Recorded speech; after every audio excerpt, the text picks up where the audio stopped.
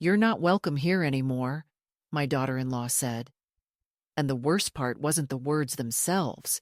It was the way she folded them in sugar, like she was offering me dessert instead of an eviction. Standing there in the kitchen, I helped pay. For fingers resting lightly on the marble island I chose from a catalog, while my son texted me hearts and thank yous, and couldn't have done it without you, Mom. I am 79 years old, and I know when a door is being closed on me in a polite house.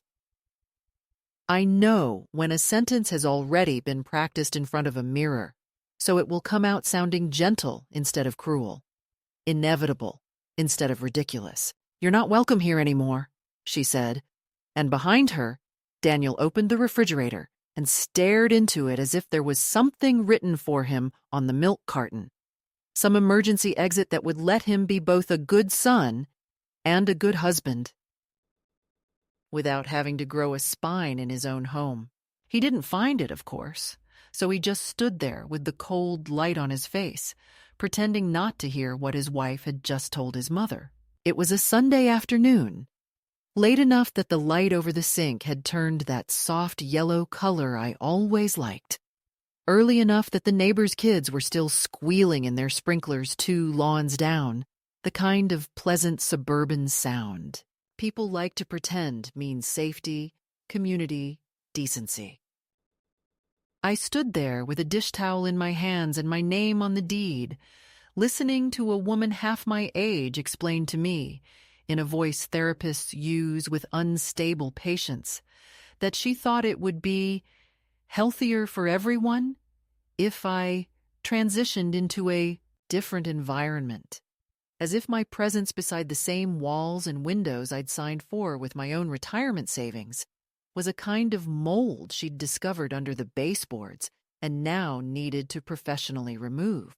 By then, I had been living with them for 6 months, long enough to learn the rhythm of their curated life, the way the house woke up to the whir of the espresso machine and the soft chime of phone alarms, not to the clatter of pans or the clumsy feet of a child running for school like it used to in my old house.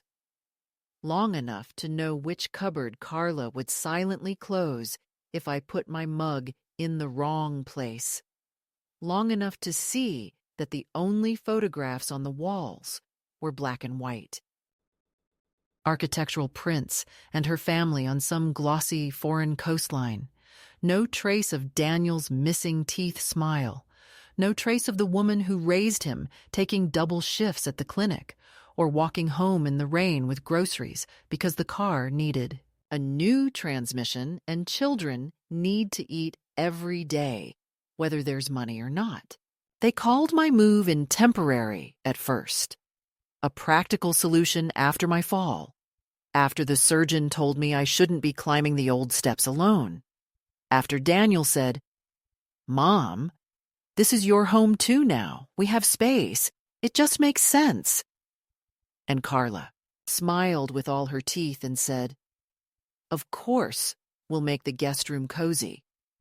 And I believed them, because I wanted to believe that this was what all those years of sacrifice bought me. A corner in the life I'd helped build, a chair at a table I had practically mortgaged my bones for when Daniel couldn't get the loan approval without a stronger financial profile. It was my savings that bridged the gap. 3 decades of careful putting aside, clinic overtime, and widow's benefits, and the little inheritance from my mother that I swore I'd never touch, all poured into a down payment so my son wouldn't have to keep his family in a rental that smelled like someone else's cigarettes.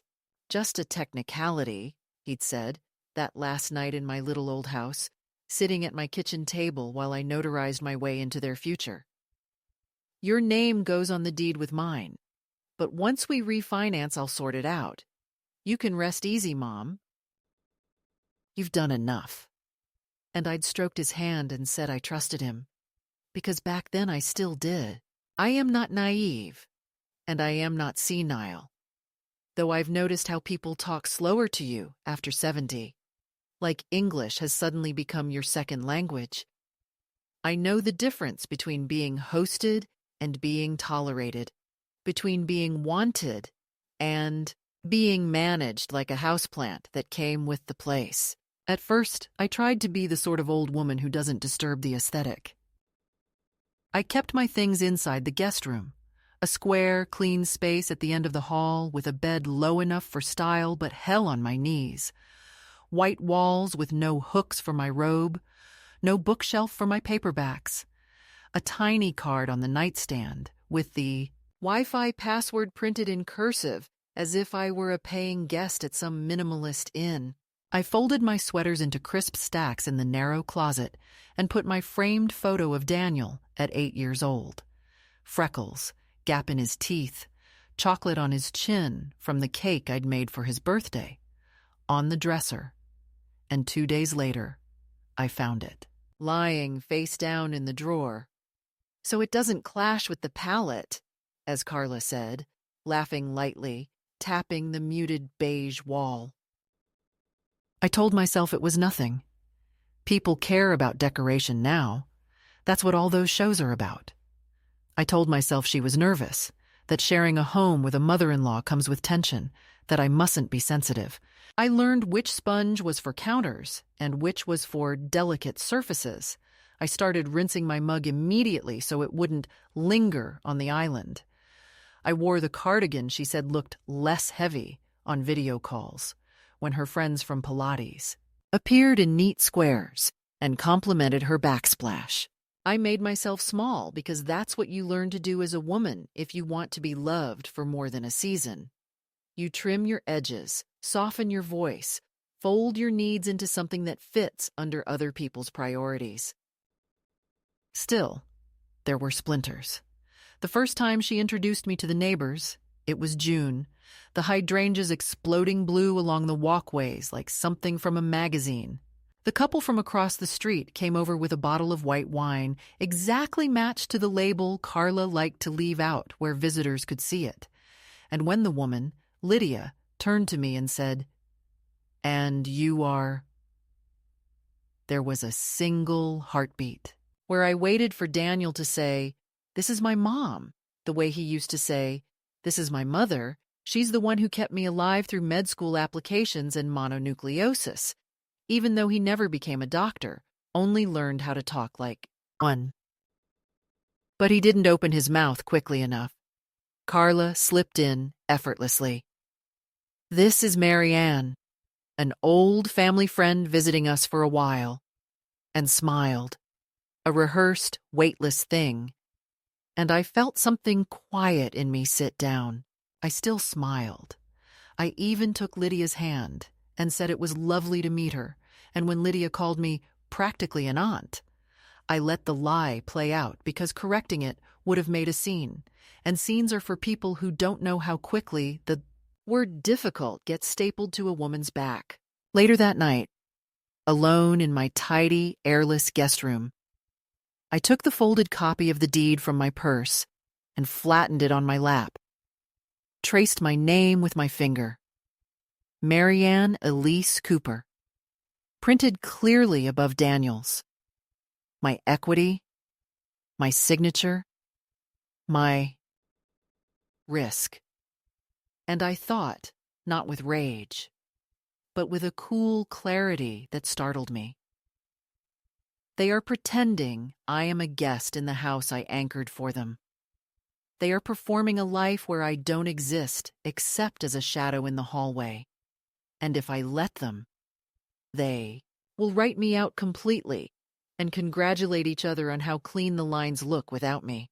So when she finally spoke the sentence out loud, when she stood there with her back to the big window that looked out over the yard that no child ever really played in, and told me I wasn't welcome here anymore, my first reaction wasn't disbelief or heartbreak or even humiliation. It was a strange, steady recognition, like watching a storm you smelled coming all day finally show itself on the horizon. I noticed ridiculous details. The way a slice of lemon clung to the rim of her water glass, the faint chemical lemon scent of the wood polish she'd used on the table that morning, the ticking of the unloved clock above the stove. I saw Daniel's hand tighten on the refrigerator handle, his jaw move like he was chewing on all the versions of himself he would not choose to be. She kept talking, words about space and stress and the baby's schedule and boundaries and it's not personal. A whole bouquet of modern language carefully arranged to hide the simple truth that they had taken what I gave and now wanted me gone, so they wouldn't have to look at the cost. I listened and folded the damp dish towel over the edge of the sink, and in that small, ordinary gesture, I understood something that should have shamed them, and instead steadied me.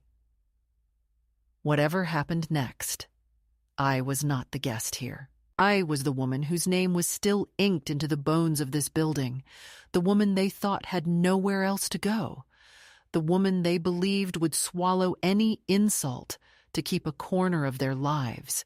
They were wrong about at least one of those things. It happened the next morning, quietly, without thunder, without the cinematic cruelty people expect from stories about betrayal.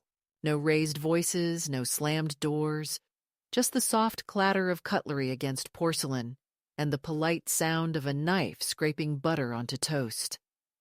That's how a life breaks in polite houses, under the camouflage of routine. Daniel sat at the head of the table scrolling through his phone while Carla arranged sliced fruit into a perfect circle on a white plate, her gestures calm and deliberate, as though presentation could sanctify intention. I poured myself coffee from the silver carafe, the one I'd bought them as a housewarming gift, and watched the steam rise, twisting into shapes that refused to hold. My hands shook just slightly, but it wasn't age this time. It was recognition. Something in the air felt rehearsed, as though the next lines of a script were already memorized, waiting for my cue. I wondered how long they had been practicing this scene without me. Carla was the first to break the fragile silence. She didn't look up from the fruit, her voice neutral and almost tender. "Marianne, we've been thinking about what's best for everyone," she began, and that phrase, "what's best for everyone," carried the unmistakable perfume of deceit disguised as reason. Daniel cleared his throat, not in agreement but in surrender, like a man too tired to resist his own cowardice. "We really want you to be comfortable, Mom," he said, his eyes fixed on a spot above my shoulder, as if eye contact might complicate things. "And it's just, the house has been crowded lately. The baby's been waking up at night. Carla's not getting much sleep, and, well, we think maybe it's time to start talking about the next step." I waited. I wanted to see if either of them could say the truth out loud.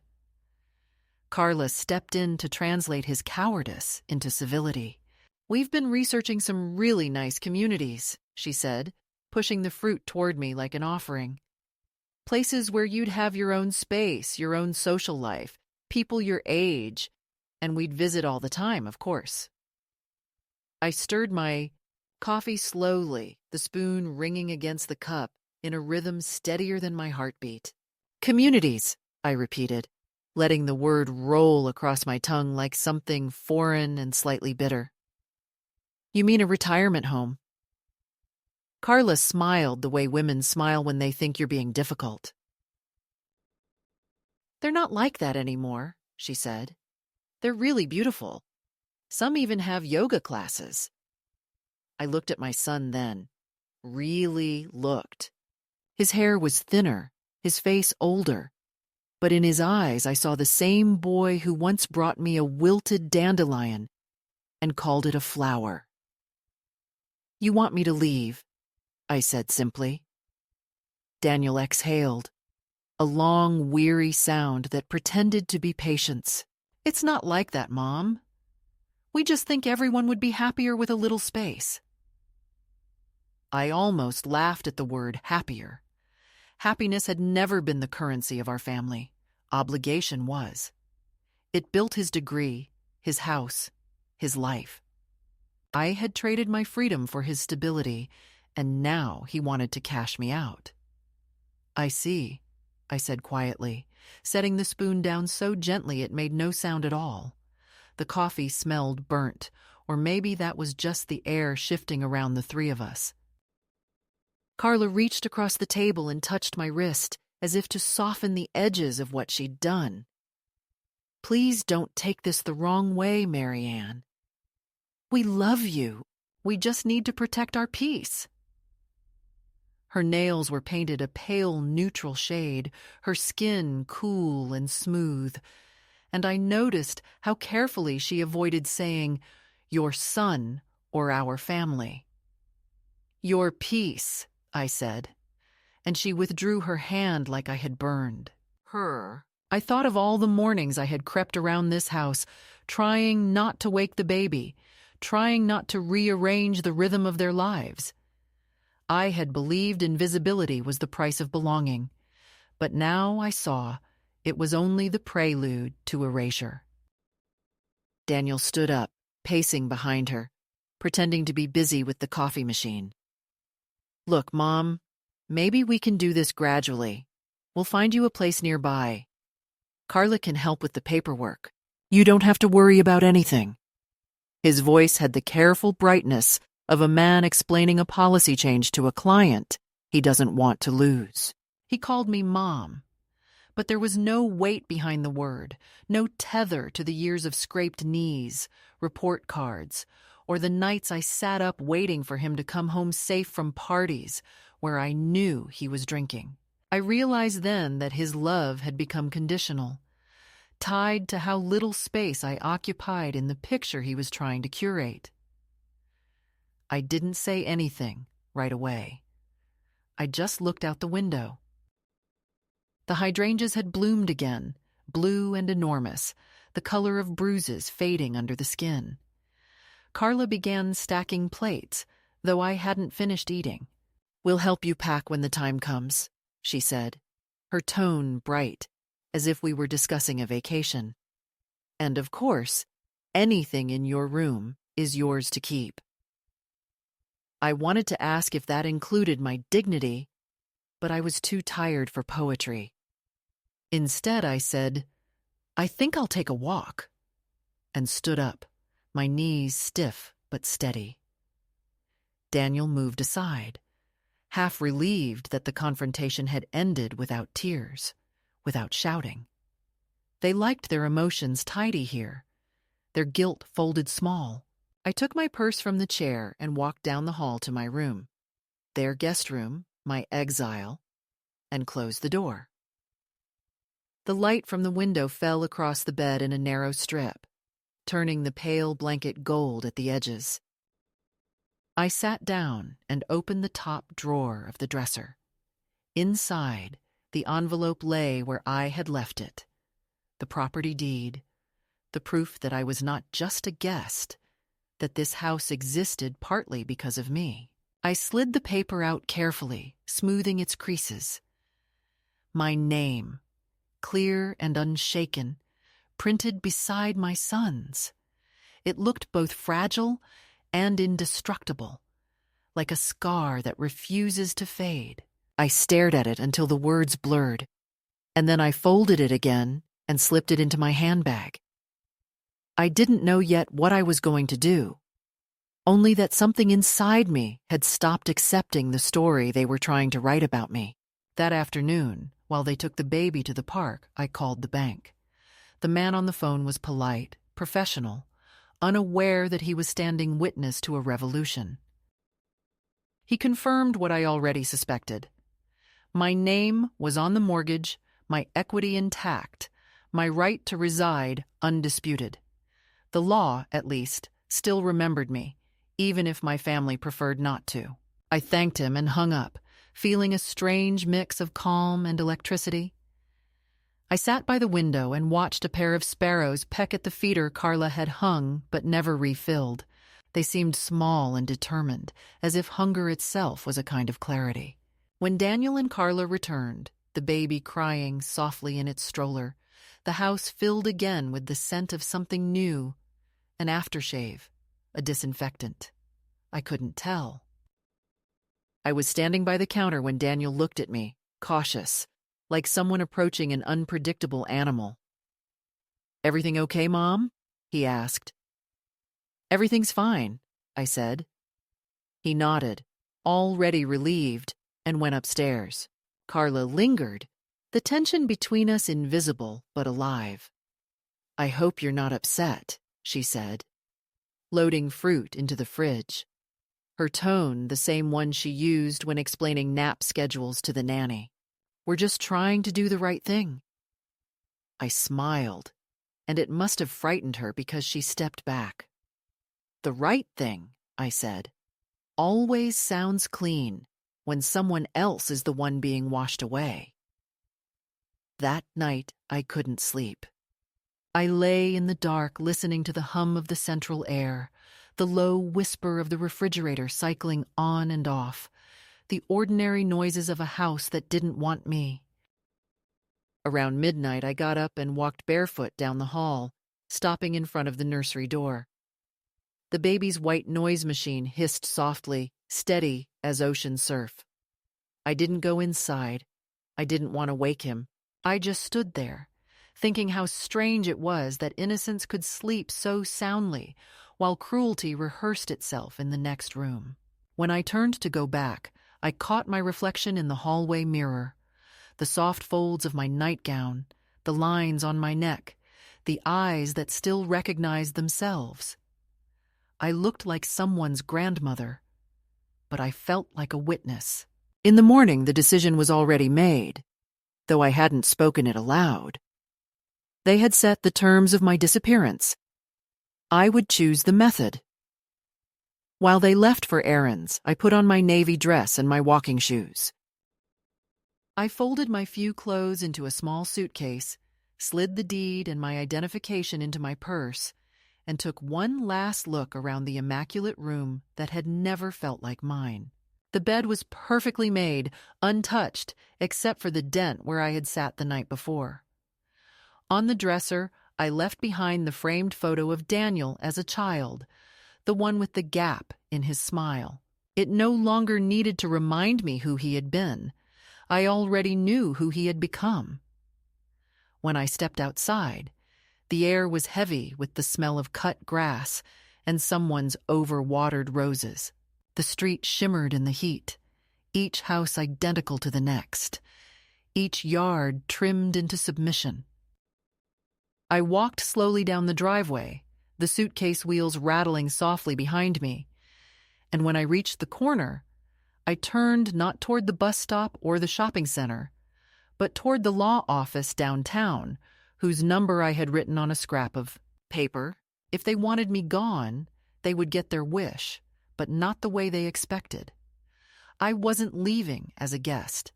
I was leaving as an owner, reclaiming her share of the world. And for the first time in months, I felt something like oxygen fill my lungs. It wasn't joy, not yet, but it was the next best thing, the absence of fear. The first thing they did after telling me I should start thinking about the next step was to behave as if the decision had already been made. And I think that was the cruelest part. Not the talk itself, but the way my future absence moved into the house before my suitcases ever did, like a shadow taking measurements. The very next day, Carla began to reorganize what she still called the guest room, stepping in with a tape measure in her hand and a phone tucked between cheek and shoulder, describing paint colors to someone from a design store as if I were no more than a temporary stain that would soon be covered. She chatted about a proper home office Daniel deserved, about a sleeper sofa for occasional visitors. And every so often she would glance at me sitting on the corner of the bed with my folded sweaters in my lap and say, "Oh, don't worry, Marianne, nothing urgent. We're just planning ahead," in the same tone you'd use for a patient whose chart already has a toe tag on it. My mug disappeared from its usual spot. The navy one with the faded gold rim I'd brought from my old kitchen was suddenly nowhere to be found, replaced overnight by a new set of sleek white cups that matched the plates and the countertop and Carla's idea of who belonged in this house. When I asked casually if anyone had seen it, she laughed and said it must have gotten chipped and tossed because we're trying to declutter. You know how things pile up. And there was that word again, declutter, as if a life spent feeding and funding their comfort could be swept into the trash with a chipped mug and a stack of expired coupons. Daniel, for his part, became very busy. Busy at work, busy with calls, busy with errands that kept him mostly out of the house when I was in it. He kissed the top of my head distractedly on his way out in the mornings and said things like, "We'll look at some brochures this weekend, Mom. There's this place with a courtyard and a game room. You'd love it." As if my dreams had always involved fluorescent lighting and scheduled bingo. At dinner, when I was still invited to sit at the same table, he steered the conversation toward anything but the subject of my leaving, and if I gently tried to bring it up, "I called the bank today," or "I've been looking into my options," he would tighten his mouth and say, "Let's not get into that right now, okay? Carla's had a long day." And Carla would lower her lashes humbly like a sainted martyr, and I would find myself swallowing my own words so as not to disturb the fragile peace built on the premise of my removal. It was a small, constant correction of my existence, like being erased with the soft end of a pencil. Not violent, not loud, but relentless. I noticed how they spoke about me to other people, too. When the neighbor, Lydia, stopped by with a bundle of herbs from her garden and saw me in the kitchen, she smiled and said, "Still visiting?" And Carla, without missing a beat, replied, "Just for a little longer. She's getting settled into a community soon." And the word community did something inside my chest, turned something dry and sharp. I saw Lydia's eyes flick over me, kind but distant, recalibrating where to place me in her mental map. Not a resident, not the woman who helped buy the house only one driveway away from hers, just a passing presence. I thought of correcting it, of saying plainly, "Actually, I'm on the deed. If anyone is visiting, technically, it's all of them." But I didn't. Not yet. Because I understood that speaking the truth into a room that depends on lies for its symmetry is like dropping a glass on marble. It shatters, and they would have called me dramatic for bleeding. A few days after that careful breakfast where they'd wrapped my expulsion in concern, Daniel came to my door in the late afternoon, holding a neat stack of papers on a clipboard. The sunlight was low, throwing a square of gold across the floorboards, and for a second he looked like my boy again, standing in a doorway asking for help with homework. "Hey, Mom," he said, a little too bright. "I've got some forms from the bank. Nothing major. Just updating some information now that everything's in motion.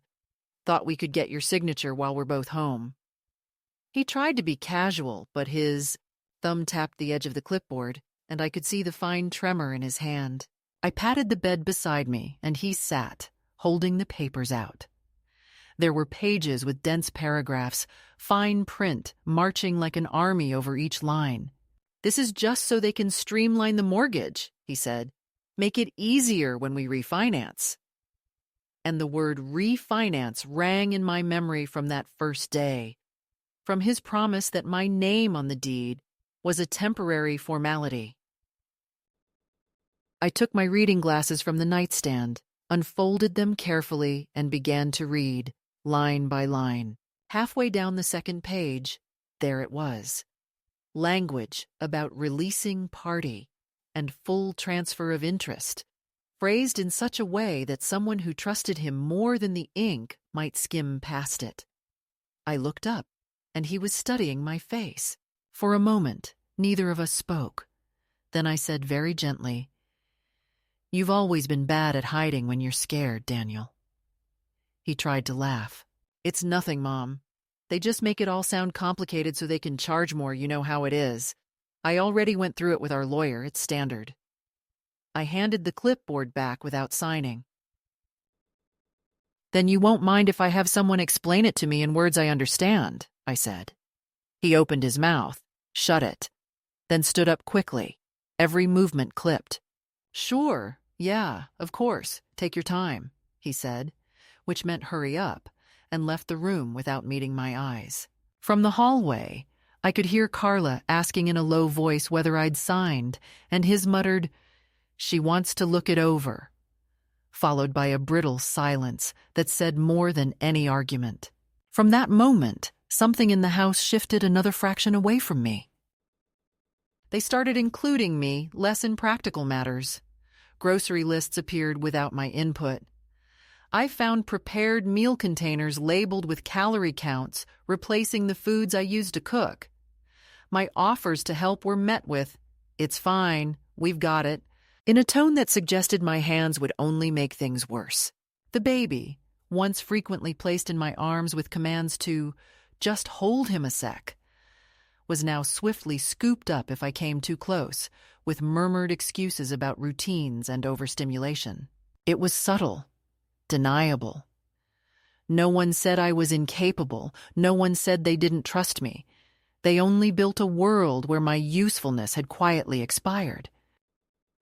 At night, I would hear them downstairs after they thought I'd gone to sleep, their voices a low murmur through the vents.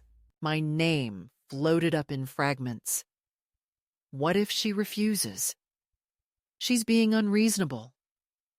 We can't live like this forever. It's our house. Until I rolled onto my back and stared at the ceiling and reminded myself, like a prayer, that houses do not belong to people who wish the foundation away. The day I walked into the small, efficient law office on Maple Street, the receptionist asked if I had an appointment, and I told her I could wait. I have spent my life waiting for men in ties to decide what to do with things I already understood. Few more minutes would not kill me. The attorney, a woman in her 40s with tired eyes, greeted me without condescension. And when I placed the copy of the deed and the unsigned documents on her desk, she took them as seriously as if I had laid down a live wire. She read in silence, then looked up at me, and there was a flicker of anger on my behalf there, quickly masked by professionalism. "Mrs. Cooper," she said, "if you sign this, you relinquish your ownership. As it stands now, half the house is legally yours. No one can force you to leave, and they certainly can't treat you as if you're a guest they can uninvite." There it was, put plainly, without sugar or yoga-branded euphemisms. I felt no triumph, only confirmation. "So I'm not crazy," I said, and she shook her head. "You are precisely the opposite." After that meeting, I walked back through the manicured blocks of their neighborhood, noticing things that hadn't registered before. The identical facades, the matching mailboxes, the discreet security cameras, the way every tree was trimmed to a regulation shape, as if even nature had signed a contract to behave. I realized I was living in an ecosystem where the priority was appearance, not gratitude, where the story of how a house came to be was less important than how it looked when the right people drove by. When I came in through the front door, Carla glanced at the clock and then at me. "We were starting to worry," she said, though she hadn't called. "I had an errand," I replied. She asked nothing more, but I saw her eyes flicker to my purse, wondering if I had signed away the power she hoped I didn't know I had. From that evening on, they spoke to me with a fresh layer of caution, as if I had become potentially volatile, which is to say potentially aware. Carla was sweeter, offering me herbal tea and printed brochures for active senior living, leaving them on my pillow like glossy threats. Daniel became more brittle, wrapping his exhaustion in irritation, snapping when I left a book on the coffee table. "We just like to keep surfaces clear, Mom." Or when I moved too slowly in the hallway while he was on his way to a call. Can we not block the path? All of it small, all of it defensible. The 1,000 paper cuts people like them prefer over one honest wound. The message was clear. We are done accommodating you. Now it is your turn to make this easy for us. I felt the walls pushing closer, but with each petty adjustment, each erasure of my habits, my spine seemed to grow back a vertebra at a time. I started noticing their performances the way you notice a crack in a vase once you know where to look. When friends came over, Carla draped herself over the role of gracious hostess, laughing too loudly, brushing invisible crumbs from the table, referring to future plans for my office, gesturing vaguely in the direction of the room where my suitcase still sat zipped beneath the window. Once, during a brunch with her parents, her mother asked politely, "And what are your plans, Marianne? Will you be moving somewhere a bit more suitable for your needs?" And before I could answer, Carla cut in. "Yes, we're working on it. It'll be wonderful for her." Like I was a project with a timeline. Her parents nodded approvingly. The arrangement made sense to them. Older people shunted away from glossy spaces, so the young can pretend they rose from nothing but competence. What neither of them understood was that in the quiet of those days, in the shrinking of my allowed footprint, they were not just pushing me out emotionally. They were giving me time to study the lines of the battlefield. I learned exactly how much they had, riding on the illusion that this was their house entirely. The neighborhood status, the image, the carefully curated story of self-made success. I learned how deeply they feared any disruption to that story, how a single sentence of truth could turn their marble island into a witness stand. The first escalation wasn't mine. It was theirs. In every offhand dismissal and whispered complaint, every brochure left on my pillow, every attempt to coax my signature without earning my consent. All I did was stop pretending not to see it. And once you see the quiet ways people erase you, you don't unsee them. You start, very calmly, to decide what part of yourself they will never touch again.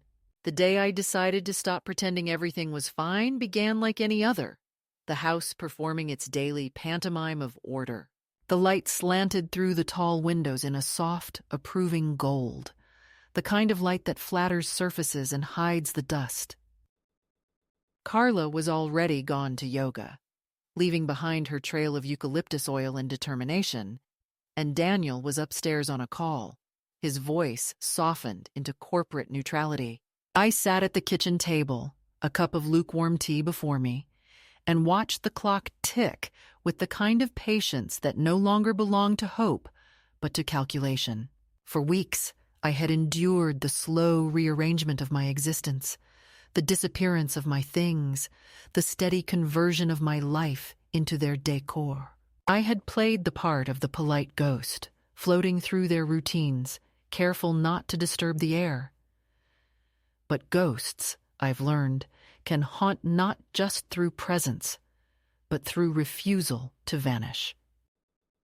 That morning, I realized I had one thing left they couldn't tidy away, and it wasn't the mug or the deed or the quiet authority of my name. It was the truth of what I owned and the right to stand on it without asking permission. It was almost noon when I left the house. The sky was clean and merciless, that strange shade of suburban blue that seems sprayed on, without depth or history. I took the bus downtown, a 40-minute ride through streets that gradually shifted from manicured to weary, from cul-de-sacs to old storefronts whose names I remembered from another life.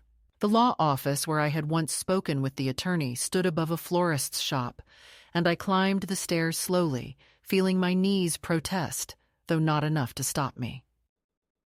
The receptionist remembered me, and smiled with that professional politeness that assumes old women are always lost.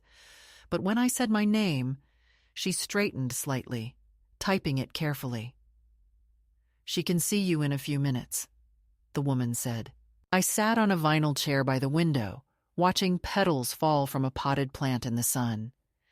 They landed soundlessly on the sill, and I thought how easy it is to look delicate while quietly dying. When the lawyer came out, she wore the same tired expression as before, the face of a woman who has seen too many small injustices pass as family business. "Mrs. Cooper," she said, "please, come in." Her office smelled faintly of coffee and paper. I sat opposite her, laid the folder on the desk, and told her everything. Not the emotional parts, but the practical ones, because that's the only language systems like this respect.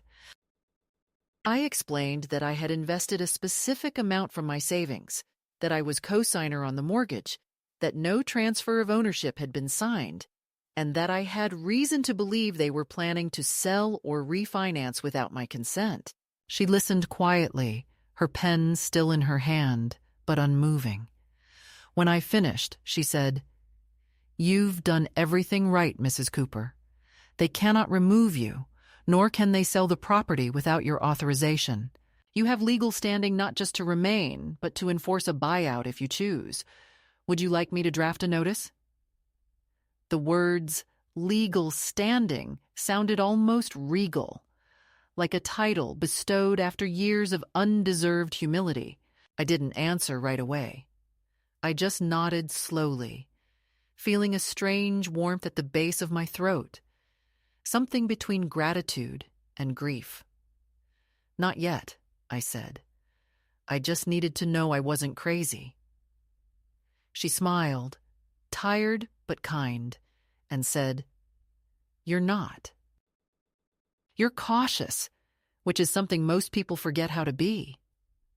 On the way home, I stopped at the small bakery on the corner, the kind of place that still smelled like butter and not strategy. I bought a loaf of bread, though I hadn't eaten much lately, and the young woman behind the counter gave me 2 extra rolls on the house without any reason. That, more than the legal validation, made my eyes sting. It was the first uncalculated kindness I had received in months, maybe years.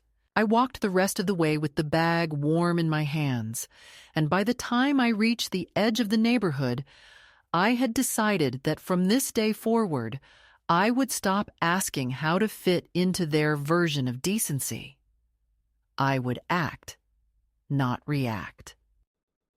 I would speak in the language they feared most, the calm assertion of fact. When I came through the door, Carla was in the living room, arranging lilies in a glass vase, the kind of gesture she reserved for her curated weekends. She looked up, smiling the way people smile when they're bracing for confrontation but pretending it's sunlight. "You're out early," she said, her tone all brightness. I set the bread on the counter and replied, "I had an appointment." Her eyebrows rose slightly, curiosity flaring before she could hide it. "Oh, something important?" "Yes," I said. "I spoke with the lawyer." The pause that followed was so complete it made the air hum. "The lawyer?" she repeated. "What about?" I took my time answering. "About the deed, about my name on it. About my rights." She blinked, once, twice, her composure flickering like a candle in draft. "Oh, Mary Ann, you didn't have to go to all that trouble," she said, voice slipping into condescension. "Daniel and I have everything under control. It's just, well, you know how complicated these things are." "Yes," I said. "I do. That's why I wanted to make sure I understood exactly how complicated." She stared at me for a moment, then turned back to her flowers, cutting stems a little too forcefully. "Well, that's good. she said lightly. It's always best to be informed. But her shoulders had tightened, and I saw the faint tremor in her hand. I took my bread and went to my room, not to retreat, but to take inventory.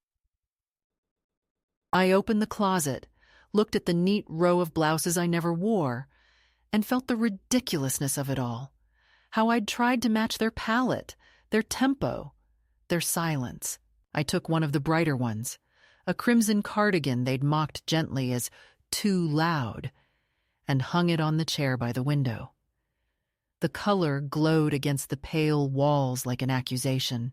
I left it there deliberately, an act so small it would go unnoticed and yet impossible to erase. That was how resistance began, not in speeches, but in color, in presence, in the decision to stop apologizing for existing. That evening, Daniel came home later than usual, looking rumpled and distracted. Carla met him at the door, their voices hushed, urgent. I heard my name once, twice, then silence. When he came into the kitchen, he tried for casualness, the same boyish charm that once made me forgive everything. "Hey, Mom," he said. "Carla told me you went to see a lawyer today. Everything okay?" I was slicing the bread, the knife gliding cleanly through the crust. "Everything's fine," I said. "I just wanted to be sure of some things. Turns out I still have a few rights left." His laugh came out brittle. "Of course you do, Mom. No one's saying you don't." He looked over his shoulder toward the living room, where Carla pretended to scroll on her phone. "It's just, we thought this could be simple." "Simple for whom?" I asked. He looked at me then, really looked, as if seeing a version of me that didn't fit his script. "Don't make this harder than it has to be," he said finally, and left before I could answer. But he didn't sleep well that night. I heard him pacing. Something inside me shifted after that day, the way an old tree might lean just slightly toward the light it had been ignoring. I began to occupy space again, not aggressively, but with quiet certainty. I cooked a pot of soup and left it simmering on the stove, filling the house with the smell of garlic and bay leaf. Carla came in from her yoga class and frowned slightly. "Oh, I didn't know you were cooking," she said. "I thought we agreed to keep the kitchen clear." "We didn't agree," I said softly. "You stated." I complied. She blinked, caught off guard by the precision of the words. I smiled, stirring the pot. "Would you like some?" She hesitated, then shook her head and left. I ladled a bowl for myself and sat down to eat, feeling the warmth spread through me, not just from the food, but from the act itself. Reclaiming something so ordinary, it felt revolutionary. In the following days, the house's balance began to tilt. Small things unsettled them. The way I opened curtains early, letting in light they preferred to filter. The way I answered the phone when Daniel's colleagues called. The way I hummed while folding my laundry. They didn't know what to do with a version of me that didn't fade. I could feel their unease in the air, a static tension that charged even the quiet hours. Once I caught Carla watching me from the hallway, her expression unreadable, and I realized she was afraid, not of me physically, but of the reminder that her control wasn't complete. Power, I've learned, thrives only in silence. Once you stop giving it that, it starts to unravel. I started taking walks again, longer each day, sometimes stopping at the small cafe near the library. There, the waitress, an older woman with kind eyes, would bring me tea and call me on, in a way that didn't feel diminishing. I began to remember how it felt to speak without filtering every word for acceptability. Once, a man at the next table, asked what I was reading, and I told him. It wasn't flirtation, it was recognition. A small reminder that conversation could exist outside the boundaries of my son's house. I realized then that the opposite of loneliness isn't company. It's being allowed to exist without permission. When I returned home one evening, the sun just setting, the house looked different.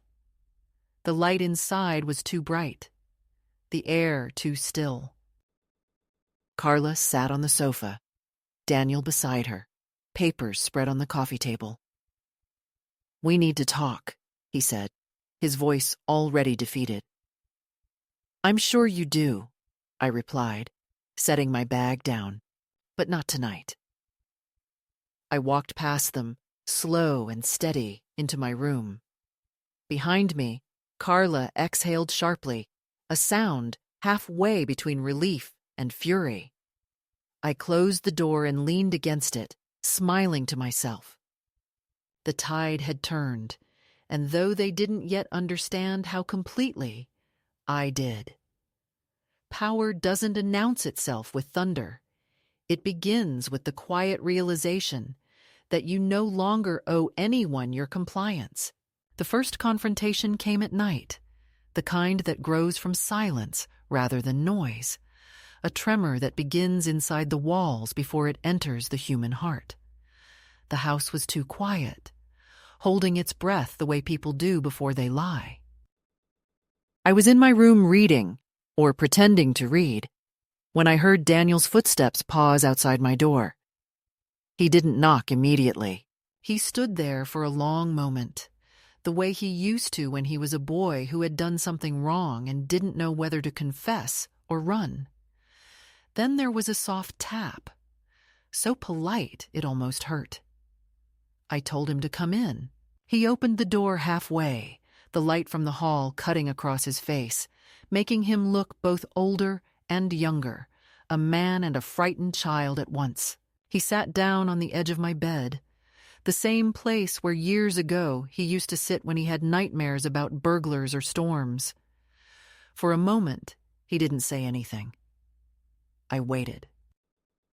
Finally, he sighed and said, "Mom, you're making this harder than it has to be."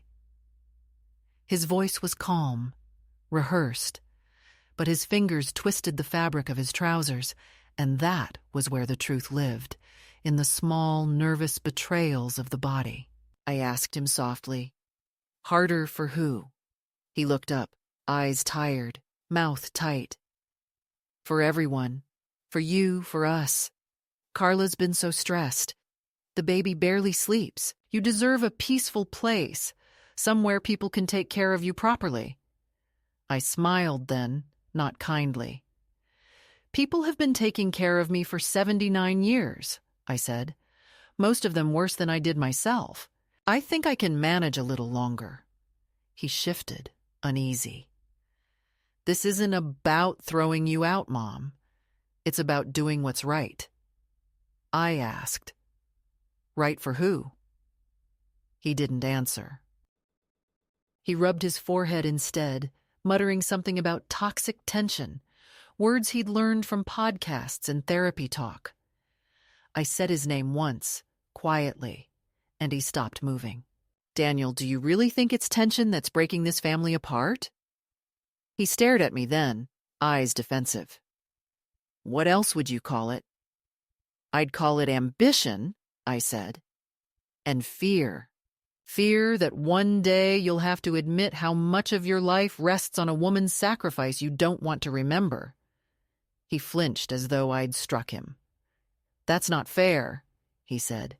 "No, it's not," I replied. "But it's true." He stood up abruptly, walking toward the door, but something in him wouldn't let him leave yet. He turned back. "You're being unreasonable," he said, his voice shaking now. "You're not the only person in this house. You don't understand what it's like for us, having to tiptoe around, worried you'll take everything the wrong way."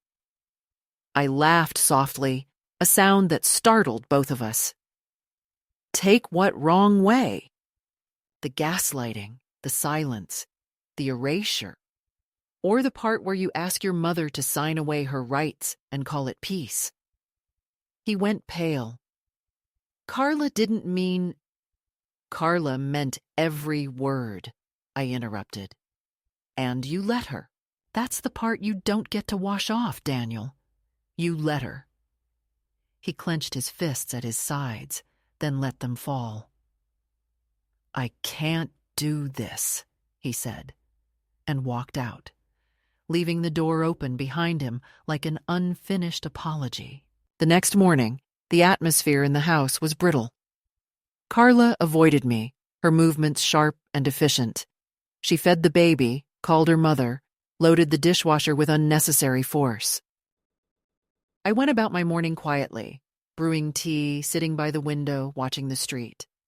There's a kind of peace that comes after an explosion, when the debris hasn't settled yet, and that's where I lived that morning. But even peace can curdle when it's forced. By the afternoon, she cornered me in the kitchen, wiping her hands on a dish towel, as though she were cleaning something invisible off herself. We need to have a serious talk, she said. Her tone was careful, the way people speak to strangers they want something from. I told her she was free to begin. This isn't sustainable, she said. The tension, the looks, the constant sense that you're judging us, it's affecting the baby. She always invoked the baby, as if his presence sanctified every decision. We can't live like this anymore. You need to start looking for a new place. Daniel's been researching facilities nearby, and there's one that looks perfect. I stopped her there, raising a hand. No. Her mouth opened, closed, then twisted into disbelief. No, she repeated. Marianne, you can't just say no. We've made a decision. You've made a wish, I said. I've made a decision. I'm not leaving. Her eyes flashed. This is our home, she said. And the way she emphasized or told me everything about how she measured belonging. Then buy my half, I said. For a moment, silence fell like dust in sunlight. She blinked, the sentence taking a moment to land. What? My half of the house, I repeated. If you want me gone, you'll need to buy me out. The market's good right now. Shouldn't be hard to find a buyer if you'd rather sell. I smiled slightly. But until then, I live here. She stared at me as if I'd spoken in another language. You can't be serious. Completely. She started to say something else, then stopped, pressing her lips together until they turned white. Daniel will talk to you, she said finally, her voice trembling, and stormed upstairs. That night, they argued in their room. The walls here are thin. I heard every word. Carla's voice sharp, Daniel's lower, pleading, both of them circling the same problem, like animals caught in a trap they built themselves. She can't do this, Carla hissed. She's manipulating us. It's her name on the deed, Daniel said. What do you want me to do? Make her see reason, threaten to cut her off, tell her she's not welcome. She'll just lawyer up, he said. She already went once. A pause. So what? Let her. She's old. She'll get tired. Maybe, he said, though his voice sounded less certain. Then a sound, something breaking. Maybe a glass. Maybe patience. I turned off the light and lay in the dark, listening to the rhythm of their anger, the lull between words where the truth breathed. The next morning, a realtor showed up, a smiling man in a navy suit with a clipboard, shaking hands like someone who thought charm was a form of anesthesia. Hi there, you must be Marianne, he said. Lovely home you've got here. Carla and Daniel mentioned you'd be part of the process. Just doing a quick assessment today. I watched Daniel standing behind him, eyes darting from me to the floor, guilt radiating off him in visible waves. Part of the process, I repeated. That's one way to put it. The realtor began talking about square footage, recent sales, market trends. I let him finish his monologue before saying, "You should know the house isn't on the market. At least not yet." He blinked, confused, and looked at Daniel, who stammered something about preliminary evaluation. "Then it's premature," I said, "and unauthorized." The man frowned, glancing between us. "I'm sorry, maybe I misunderstood." "No, you didn't," I said. "But my son did. This property is jointly owned. Any sale requires my written consent." "You have it?" "Well, not yet, but—" "Then you have no right to be here." My voice wasn't loud, but it carried the authority of a woman who has been underestimated for too long. The realtor shifted uncomfortably, murmured something about rescheduling, and left. Daniel followed him out, mumbling apologies. Carla didn't come downstairs. That was the day I started packing. Not to leave, but to prepare. I gathered my papers, passport, birth certificate, bank statements, the lawyer's card. I placed them in a folder, sealed it in a large envelope, and slid it into the trunk of my car under the spare tire. I moved the small jewelry box with the few pieces that still meant something to me. My mother's ring, a locket with Daniel's baby hair, into the same bag. I wasn't scared anymore, just alert, as if my body had finally remembered what survival felt like. The house felt less like a prison now and more like a stage. Every movement they made seemed choreographed around the secret knowledge that I had seen behind the curtain. For a few days after the realtor's visit, there was an uneasy truce. Carla spoke to me in clipped politeness, Daniel in exhausted avoidance. They moved through the house like diplomats at war, all smiles for the neighbors, all sharp glances when the door closed. One evening, after dinner, I found a document slipped under my door, a typed letter with the header of a real estate agency, unsigned, stating that all parties have agreed to proceed with sale negotiations. I read it twice, folded it carefully, and put it in my desk drawer without a word. The next morning, I took a photograph of it and emailed it to my lawyer. Within the hour, she called. "This constitutes attempted fraud if your signature was forged," she said. "Do you want to press charges?" I told her not yet. "I just want them to know I know." She sighed, long and low. "You're stronger than they think," she said. "That's what scares them." The confrontation came 2 nights later. Carla had been drinking, her laughter brittle and misplaced. She cornered me in the kitchen again, glass of wine in hand, eyes bright and mean. "You think you're so clever," she said. "You think having your name on a piece of paper makes you untouchable. But this isn't your home anymore. You're a guest who's overstayed." I looked at her and saw not malice, but fear, the raw, pulsing kind that drives cruelty. "No," I said softly. "You're the guest. You've just forgotten whose invitation it was." She slammed her glass down, red wine spilling across the marble like blood. "You're pathetic," she hissed. "Daniel feels sorry for you. That's the only reason you're still here." I turned toward her fully then, meeting her eyes. "He doesn't feel sorry for me. He feels ashamed of himself, and he should." For a second, her mouth trembled. Then she said something I had always known was coming. "You're not welcome here anymore." The words hit me, not as surprise, but as confirmation. I remembered the first time she'd said them months ago, soft and sugared. This time they came raw, stripped of pretense. "Then buy me out," I said again, voice steady. "Until then, I'll be right here."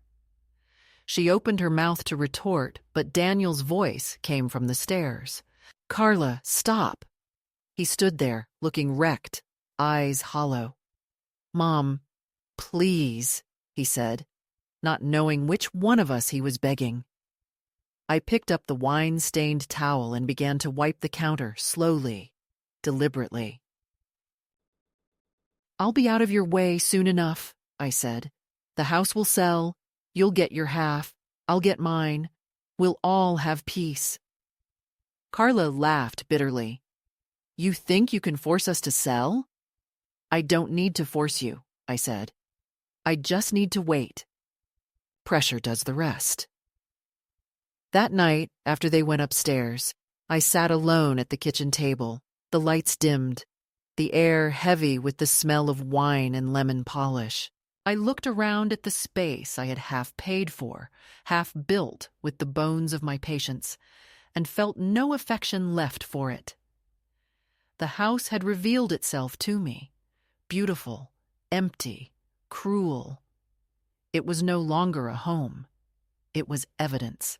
I folded the towel neatly, poured myself a glass of water, and raised it like a quiet toast to the ghosts of all the women who had been told to leave what they built.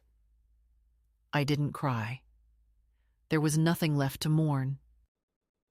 The only thing that remained was the slow, deliberate reclaiming of my dignity, one signed paper at a time. A week later, I received the official valuation notice in the mail. The numbers were higher than I expected. I smiled, tucked the document into my folder, and called my lawyer. "Proceed," I said simply. And when she asked, "Are you ready for them to know?" I said, "They already do. They just haven't said it yet." That night, Daniel avoided me completely. Carla moved through the house like a shadow, and the baby cried longer than usual. It was as if the walls themselves knew a reckoning was coming. I went to bed early, not from weariness but from calm. The war was almost over, and for the first time in years, I was winning simply by standing still. The morning of the final reckoning came with a kind of unnatural stillness, the sort of silence that houses invent when they sense a storm forming inside their own walls. I woke before sunrise, not because of noise or habit, but because my body had begun to understand time differently, no longer as something to endure, but something to use. The air smelled faintly of rain, though the forecast promised none. I dressed carefully, not in mourning black or submissive beige, but in a soft gray dress that had survived both my husband's funeral and my granddaughter's christening, the kind of fabric that remembers everything but never reveals it. I brushed my hair, pinned it low, and looked in the mirror long enough to see the outline of a woman I had nearly allowed to vanish under politeness. Then I went to the kitchen and brewed coffee the way I liked it. Strong, slightly bitter, unapologetic. The house was still, the light only beginning to shift from silver to gold. For a brief moment I thought of leaving a note, some graceful line about gratitude or closure, but the truth didn't need poetry. It needed daylight and witnesses. By 8 o'clock, they were awake. I heard the shower running upstairs, the baby's small cries, the hum of routine that had become the soundtrack to my exile. I sat at the table, deed and documents in a neat folder before me, the lawyer's business card resting on top like a seal. Carla came down first, immaculate as always, in her pressed blouse and thin patience. She froze when she saw me there. "You're up early," she said cautiously. I smiled. "You too. Big day." She frowned. "What's that supposed to mean?" I didn't answer, not yet. I poured a second cup of coffee and slid it across the table toward her. "Sit," I said. and though my tone was gentle, something in it left no room for refusal. She hesitated, then sat. Daniel came in a few minutes later, tie crooked, eyes tired. He saw the two of us sitting there and stopped in the doorway. "What's going on?" he asked, voice wary. I gestured to the chair opposite me. "Join us. There's something I want to say, and I want both of you to hear it before the guests arrive." They exchanged a glance, confused. "Guests?" Carla repeated. "Yes," I said. "The realtor, for one, and my lawyer." Daniel's face drained of color. "Your lawyer?" "You remember her," I said. "She'll be here in 20 minutes. I thought it would be easier for everyone if we went over the sale details together." I sipped my coffee, watching realization dawn in their eyes. "Sale?" Carla said, her voice rising. "You're selling the house?" "We are," I corrected. "Jointly. You'll receive your share, of course." Daniel's mouth opened, then closed again. "You can't just—" "I can," I interrupted, "and I have. The listing goes live this afternoon?" The silence that followed was not empty. It was thick, charged, a silence that rewrote hierarchy. Carla stood abruptly, her chair scraping against the floor. "You had no right," she said, her voice trembling with disbelief. "Actually, I had exactly half a right," I replied, "which in this case is all I needed." Daniel moved closer, trying for reason, for control. "Mom, this is crazy." "You're acting out of anger. Let's just talk about this privately, okay?" "There's nothing private about ownership, Daniel," I said. "It's all public record. You might want to familiarize yourself with it." His hand hovered near my arm, and I saw the reflex he'd inherited from his father, the need to contain what he couldn't control. I stepped back slightly. "Don't," I said quietly. "You've touched too much without asking already." For a moment, he looked at me with something like fear, or maybe respect. "This isn't fair," Carla said again, but her voice cracked on the word. I turned to her. "You were right about one thing," I said. "This isn't my home anymore. It's just my property. That makes things simpler, doesn't it?" The doorbell rang then, cutting through the tension like a blade through cloth. Carla flinched. Daniel didn't move. "That'll be the realtor," I said, standing, "and the lawyer. Let's not keep them waiting." I walked to the door, the sound of my steps steady and deliberate on the hardwood. The morning light flooded the entryway as I opened it, and there they were. The realtor, this time accompanied by a photographer, and my lawyer, calm and professional as ever. "Good morning, Mrs. Cooper," she said. "Shall we begin?"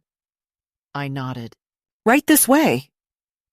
I led them into the kitchen, where Daniel and Carla still sat frozen. "Everyone, these are the homeowners," I said. "Or half of them, at least." The realtor smiled nervously, clearly aware that he was standing in the middle of a domestic storm he didn't want to be part of. My lawyer set down her briefcase, opened it with quiet precision, and began laying out documents. "These are the necessary papers for the joint sale authorization," she said. "Mr. and Mrs. Harris." She looked pointedly at Daniel and Carla. "As co-owners, you'll both need to sign these as well. The proceeds will be divided according to the deed's stipulation." Daniel rubbed his temples. "This is insane," he muttered. "You can't just sell our home out from under us." "It's not under you," I said calmly. "It's under both of us. And I'm done living in the half that hates me." Carla tried to protest, words tripping over themselves, but my lawyer was already explaining the terms. The house would go on the market that afternoon. The valuation had been finalized. Potential buyers were scheduled to view it within days. The machinery of legality was already in motion, and that was the beauty of it. After months of emotional manipulation, everything now existed on paper, signed, notarized, sealed. The law didn't care about who smiled more sweetly or who cried harder. The law recognized ink. Daniel's voice cracked through the explanation like thunder. "You're doing this to punish us." I looked at him steadily. "No," I said. "I'm doing this to remember myself." For a while, they just sat there, the weight of consequence sinking in. The realtor and lawyer spoke in low tones about logistics, square footage, closing dates, all the dull, practical vocabulary that builds and dismantles dreams. Carla's face had gone pale, her mouth tight with disbelief. "You'll ruin everything," she whispered. "You'll destroy this family." "Families don't destroy when truth enters," I said. "They reveal what was already broken." She looked at me then with something raw and hateful, the look of someone who has lost not just comfort, but narrative control. "You'll die alone," she said finally, and the venom in her voice was almost tender. "Maybe," I said, "but at least I'll die in a home that's mine." Daniel left the room first, slamming the door to the garage behind him. Carla followed, her footsteps quick and uneven, a woman retreating from a scene she could no longer direct. My lawyer gathered the signed preliminary forms, glanced up at me, and said quietly, "You handled that better than most." I exhaled slowly, a tremor running through my chest that felt like release, not weakness. "I didn't handle it," I said. "I lived it." She nodded, and the two of them left, the sound of their car pulling away, merging with the soft hum of the street outside. For the first time in months, the house was completely silent. I walked through the rooms then, not as a mother or a burden or a ghost, but as an owner taking inventory. The air felt different, lighter, unburdened of performance. In the living room, the morning sun spilled across the marble counter, where I had once been told to keep my mug off. I ran my fingers along the cool surface, remembering every small humiliation, every clipped smile, every time I'd bitten back the truth to keep the peace. And then, without ceremony, I placed the folder containing the signed deed copy on the counter, letting the embossed seal catch the light. It gleamed like a small act of vengeance disguised as justice. When Daniel came back an hour later, his tie gone, his eyes red, I was sitting exactly where I had been. He didn't speak at first. He just stood there, watching me, trying to locate the version of me he thought he knew. "You didn't have to do this," he said finally, voice rough. "We could have worked it out." "You don't work out ownership," I said. "You acknowledge it or you steal it. We just wanted space," he said. "And now you have it," I replied. He looked down at the table, at the papers, at my steady hands. "You've changed," he said quietly. "No," I said. "You've only just noticed me." He nodded slowly, perhaps realizing that this was not a fight he could win, not because I was crueler, but because I was right. "I'll take care of the logistics," he said. "Good," I replied. "You always were good with logistics." I stood then, smoothing my dress, and picked up my purse. "I'll be staying with a friend for a while," I said. "You can reach me through my lawyer. I trust you'll leave the place in good condition for the buyers." He stared at me as if trying to memorize something, but I didn't offer him the comfort of a mother's forgiveness. Some debts can't be paid in tears. When I stepped outside, the air was warmer. heavy with the scent of rain that hadn't yet fallen. I walked down the driveway, each step steady, the weight of the past loosening behind me like dust shaken from a coat. At the end of the street, I turned once to look back at the house, the windows glinting with morning light, the neat garden Carla had curated, the illusion of perfection cracking just slightly. I felt no nostalgia, no triumph, only clarity. I had reclaimed what was mine, not just in property, but in presence. The woman they had tried to make small had unfolded quietly back into herself, and the house, that polished shrine to control, now belonged to the truth. I reached my car, opened the door, and placed my bag on the seat. Inside was the final notice from the lawyer confirming the sale timeline, the official valuation, the date when everything would be finalized. I started the engine, the low hum grounding me. For the first time in years, I had nowhere I needed to be and no one waiting to decide my worth. The road ahead shimmered faintly with heat, and I thought, not of endings, but of reclamation. Behind me, the house stood still, a monument to all the women who had been told they were guests in the homes they built, and to the ones who one day decided to remind everyone whose name was on the deed. The sea is the only sound that doesn't accuse you of anything. That's what I've learned in the months since I left that house, since the papers were signed and the funds appeared in my account as quietly as betrayal once did. My new apartment sits on the second floor of a building that smells faintly of salt and old pine. From my balcony, I can see the horizon like a promise someone finally kept. The mornings come slower here. They stretch rather than arrive. I wake before dawn and sit by the window with my coffee, watching the light gather over the water. There's no one to ask where I'm going. No one to tell me what fits or what clashes. No one to decide which of my belongings deserve visibility. The silence here is mine, not gifted, not tolerated, but earned.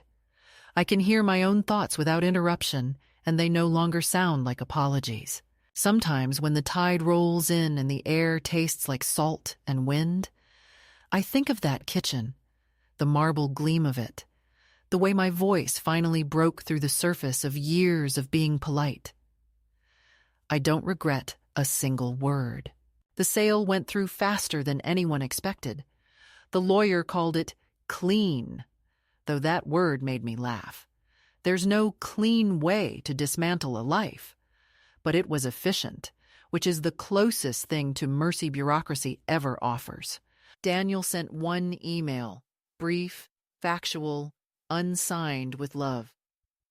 The proceeds have cleared. Hope you're well? I didn't answer. He has a wife to appease and a story to maintain, and I have peace that doesn't require witnesses. Still, some mornings, I remember him as a boy, his hand in mine crossing the street, the trust of it. And a part of me aches not from anger, but from recognition of distance that can't be walked back. You can't teach grown men to see their mothers as human. You can only stop letting them treat you like furniture. I've forgiven him in the quiet way forgiveness happens when resentment runs out of oxygen. I wish him safety, if not understanding. Understanding demands humility, and that's a language too few men ever learn to speak fluently. I've made a small life here, and it fits. The rooms are modest, the furniture mismatched, every object chosen by me and for me. There's a bookshelf by the window where I keep old paperbacks and a jar of sea glass I collect from the shore. I walk every afternoon, my shoes sinking into the damp sand, the air heavy with gull cries. Sometimes I meet other women, widows, retirees, escapees of one form or another, who nod as we pass, recognizing the quiet authority of survival in each other's posture. We don't talk much, but when we do, the conversations always circle back to the same realization. That invisibility is something you can outgrow, like bad posture. One woman, Irene, told me she left her own daughter's house after they tried to move her into the basement for her comfort. We laughed, not because it was funny, but because laughter was the only rebellion left. There are still days when loneliness creeps in, but it feels clean now, not contaminated by shame. It's a loneliness that belongs to me, not one imposed by others' indifference. I fill it with small rituals, watering the ferns on the balcony, baking bread, writing letters I never send. On one of those afternoons, I wrote to my younger self, the woman who signed over her savings and swallowed every insult with a smile. I told her that patience is not always a virtue, that silence can rot the heart, that love given to the ungrateful becomes a kind of self-harm. I told her she would one day reclaim what was hers, not the house, but the right to her own narrative. I folded the letter neatly and placed it inside the drawer where I keep the deed copy, the last remnant of that other life. I keep it not as proof of ownership, but as a relic of liberation. Paper can wound, but it can also set you free. Sometimes the past visits uninvited. Last week I saw Carla's name flash on my phone. I didn't answer. The voicemail that followed was brief. "We hope you're doing okay. The baby's walking now." No apology, just the polite cruelty of updates meant to remind me of exclusion. I deleted it without listening twice. That house, that life, that version of me. They're all behind glass now, visible but unreachable. The deed sale erased my name from their walls but etched it deeper into my own skin. I don't need to be remembered by them. I only needed to stop erasing myself. The sea keeps me company in its relentless motion. Every evening, I walk to the pier and watch the horizon swallow the sun. There's a bench there with a plaque that reads, "To the women who stayed strong." I like to think it's for all of us, though I know it was probably donated by some charity gala. Still, I sit there, breathing in the salt, and let the waves write and erase the same lines over and over. That's what life feels like now. Revision without regret. I have a small checkbook in my drawer, and once a month I send a donation to a women's shelter downtown. It's not grand, but it feels right. The last one I wrote, I included a note that said simply, "For someone told to leave what she built." I signed it without a return address. Some stories don't need to circle back. They just need to keep someone else from falling into the same silence. At night, I fall asleep to the sound of the sea pressing against the shore, steady and indifferent. It reminds me that the world doesn't owe gentleness to those who take it for granted. I've learned to measure time not by loss, but by reclamation. One morning without fear. One meal cooked just for pleasure. One decision made without permission. I am not the same woman who entered that house years ago, believing kindness would protect her. I am something quieter and stronger now, built from the ruins of politeness. I have no family dinners, no polite invitations, no staged photographs on glossy walls. But I have myself, and after a lifetime of being diminished, that feels like the truest inheritance. The sky darkens early this time of year. From my balcony, I watch the last light dissolve into the sea, the gulls fall silent, and the waves flatten into glass. I close the door behind me, the cool air brushing my cheek like a benediction, and I whisper, not to the past, not to them, but to the woman who stayed. You did not lose your home, I tell her. You reclaimed your ground. And when I turn off the lamp and lie down, the silence that fills the room is not emptiness. It is peace, full and earned.